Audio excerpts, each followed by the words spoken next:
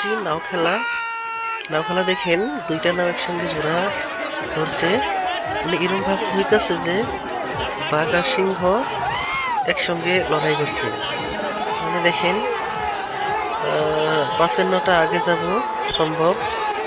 আপনারা দেখতে থাকেন। হ্যাঁ, আগে গেল। আর যাওয়ার পরে দেখেন প্রাইজের মাঝখানে কত আনন্দ ফুর্তি।